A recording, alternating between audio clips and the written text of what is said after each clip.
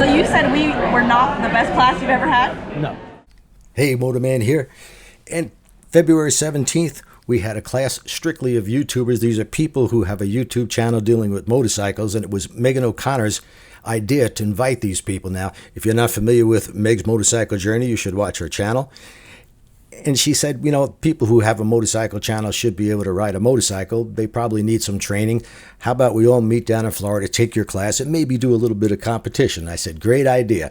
And she contacted a bunch of people, wound up with, I believe it was about 7 or 8 who agreed to come to the class.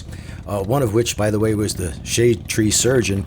Happened to be that was a rainy day, and he only lives about a half hour from where the class is, but he said, you know, he was afraid of dropping his $500 30-year-old motorcycle, so, you know, he didn't show. But we did have 5 people that actually did show. A couple of people that lived in Florida and had motorcycle channels said, it's pouring rain out, I'm not going to the class. And it was a rainy, miserable day. Nonetheless, all these people went through the class, and I'm going to show you the results. But before we go any further, let me introduce you to the people who did wind up showing up at the class. And I know this is going to be kind of a long video, but please watch it to the end. I think you'll find it entertaining and very informative. All right, give me your name and your YouTube channel. I'm Andy. Check out Mcc Just Motos. And where are you from? I'm from Baltimore, Maryland. Maryland.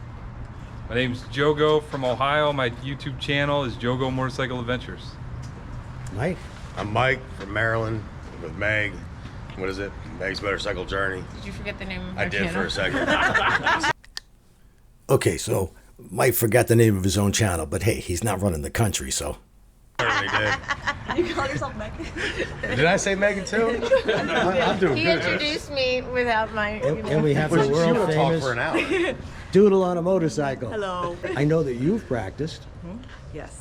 Not a ton. Not very recently. much. Yeah, not. Well, it's been freezing. It's a yes or no. No. Joe, Yes. I know you've I've practiced. practiced.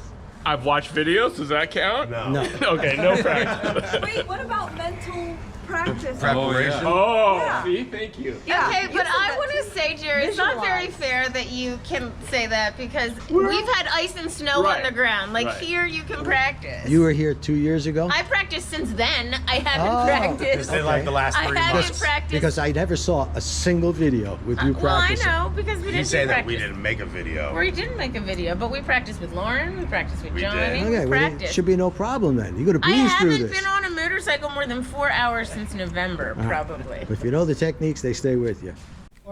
Okay, I'm finished messing with them. Now let's get down to business. We've worked on this exercise for about 8 or 10 minutes at this point. I've narrowed everything down. It's a 24-foot U-turn. I have the cones set at 12 feet apart, and nobody had any serious problem with it. Occasionally, I'd stop one of the students and give them some tips or something. If I've noticed that they're doing something that they shouldn't be doing, I let them know about that as well. I treated them like I would treat any other student. Yes, occasionally I'd mess with them, but for the most part, I was dead serious with what I told them, and I know it helped them.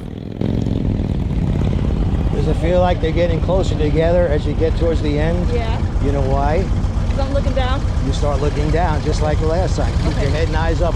Look past those cones. Despite Megan being a little apprehensive because, well, she was a little guilty about not practicing enough, she caught on really quick. Didn't have any serious problems. Occasionally I have to tell her to dip the bike a little bit more. She had those big bags on there, which if you don't dip enough, you're going to wind up knocking over the cones. And here's Mike. He's on probably the most difficult bike to ride in any of the exercises, the breakout, because it's got a very long wheelbase and a long rake. But while he's not great on technique, he has no fear, so he catches on quick as well. This is our first electric motorcycle going through the course. And it works okay under these circumstances, but of course the finite controls of having a clutch aren't there, so it makes it a little bit more difficult. But everybody got through this exercise almost flawlessly just about every time. There's Joe, and he's on a Sportster. He's used to riding a Road King, and of course it makes it much easier for him. Unfortunately, I didn't have another heavyweight bike for him to use. Here again, you can see Meg. She's still a little apprehensive, but she makes it through without hitting the cones, and that's what counts. You're trying to keep the bike straight up as you go through there and steer through, I need a dip. which you're doing okay with the clutch and throttle because it's harder to steer through than to let it lean. but you got to pick up some speed and turn those bars aggressively, hard from side to side to get that bike dipping. And look far ahead. All right, I've tightened up the gates. That means faster head turns, faster turn of the bars.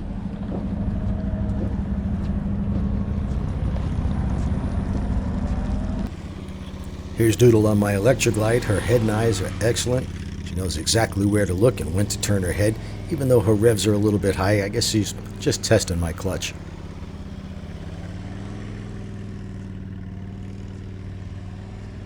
You're cutting yourself short. You want to go all the way to the green cone and make that big S. Okay. The bigger the S you make, the easier it is. Sometimes you're angling, you're zigzagging, going straight over, and that makes it harder. So get closer to the green and bring it back, because now I've tightened it up. After some coaching, Meg takes the instructions very seriously, and she does exactly what I ask her. I later found out that her clutch is out of adjustment, so during the break I adjusted it to grab closer and made things much easier for her.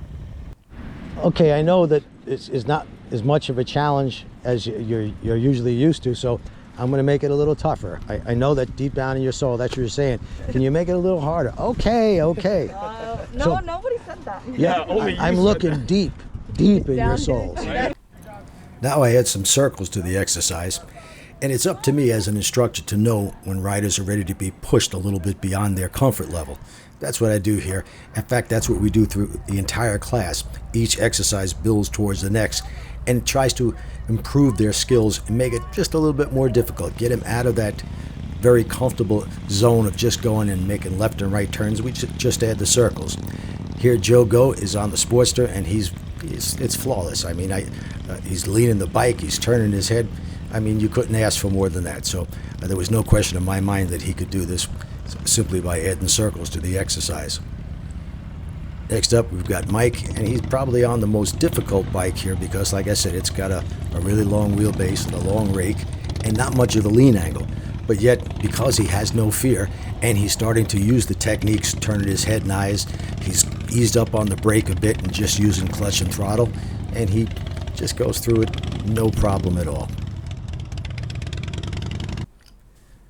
Next, it's time to push him even further. What I do is put two bikes in at the same time. I've been watching both these riders, and I have no question that they can handle this, and they do it superbly.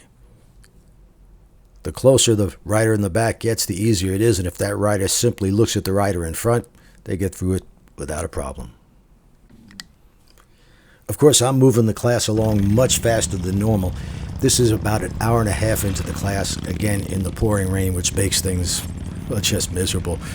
But despite that, since these riders have practiced and they know the techniques, they know how to use them, I could rush things along. This exercise right now is set up at 24 feet wide. Each leg is 36 feet long, and they pretty much breeze through it, no problem. And I'll even add the circles to this rather quickly, and I reverse it so that all the U-turns are to the right. I'm going to speed this up so as not to bore you, but this is showing the exact opposite way, so I've added the circles to it, and all the U-turns are to the right. Nobody seemed to have a problem with it. If you can turn to the left, you should be able to turn to the right. It just takes a little more practice generally to go to the right than it does to the left. There's many reasons for that. By the way, you can see it's really pouring rain out, but this is going to prepare him for the next exercise. And here it is, the snowman, the dreaded snowman. So many people have a problem with this because there's a lot of cones in a confined space, and you need to find the green tip cone long before your brain tells you to find it. Here's Joe Goe going through on the Sportster. Absolutely flawless. I got no problem at all with this turning his head. Excellent use of space. Makes it through easily. In fact, I think he had one eye closed. I just made that up. Everybody makes it through this exercise at least twice in a row. I always say if you make it through once, it could be dumb luck. But if you do it twice in a row, yeah, then it would have to be skill. So I sped the camera up just a little bit. I just wanted to show you that everybody can make it through this exercise, and please stay tuned because you're about to see what I think is the best part of the video. It's the competition, where I time the riders through an exercise, and the best time through the exercise with the least amount of errors, of course, is going to win the Ride Like a Pro trophy. A mistake in that would mean putting a foot down, I would have to add a second, or knocking a cone over, I would add another second, and sometimes I handicap riders depending on what bike they're on. But I didn't have to do it in this case, and you're going to see in just a matter of moments exactly why that is. Here's Doodle going through it again, great head and eyes, looks where she wants to go, and notice too, it is now really pouring rain, so it's miserable conditions, yet every rider made it through all the exercises in half the time of a normal class.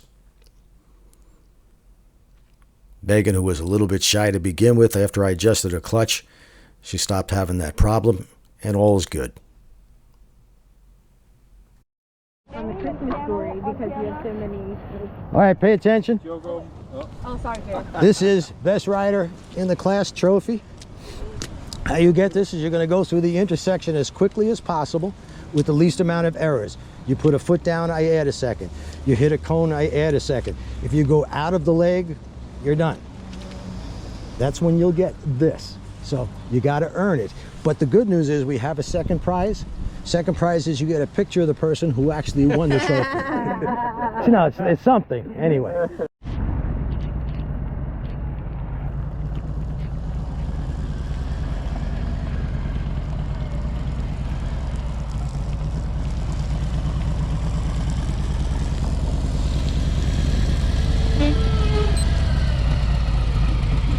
"30 seconds. 30 seconds, all right. For some odd reason, a lot of times when I take out the stopwatch, riders who are doing really, really good throughout the entire course suddenly fold under the pressure of the stopwatch. I can't figure it out, but that didn't happen in this case. But I do tell people, if the stopwatch intimidates you, you're doing really good, and then suddenly you're trying to get a really good time and you just fall apart, never commit a crime. Because if you fall apart with just looking at a stopwatch, I guarantee the cops will have you talking in 5 minutes.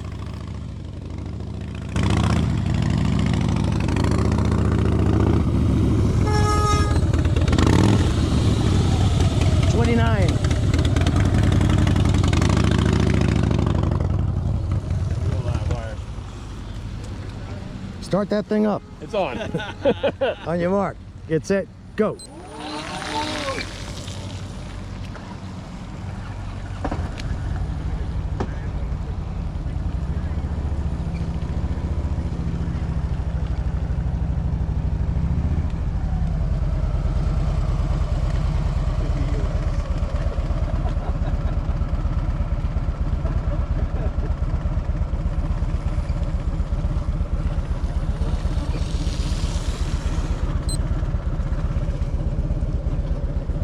$28.50. $28.50. On your mark, get set, go.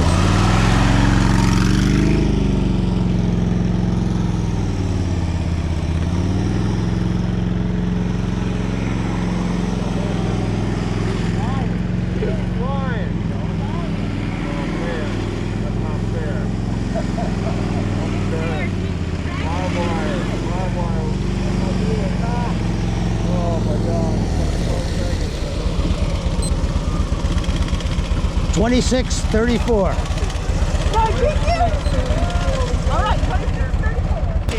Get a feel for it. I told Joe if he wanted to do this exercise on the Sportster, I would have to add 2 seconds to his time because it's the easiest bike here. He elected to instead take the electric light, but he hadn't ridden it all day, so I gave him one chance to make one U-turn and then go through the course. Pull up to that first big cone and come right back to this spot. So that'll be your practice line. Okay. All right.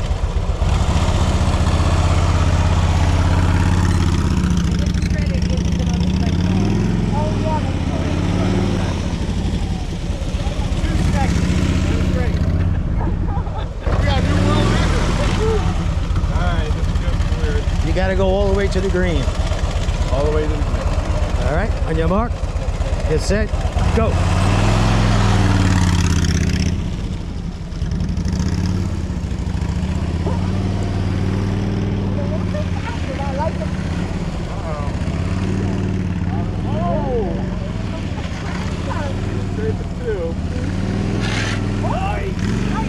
Should I screw with him? Should I screw with him?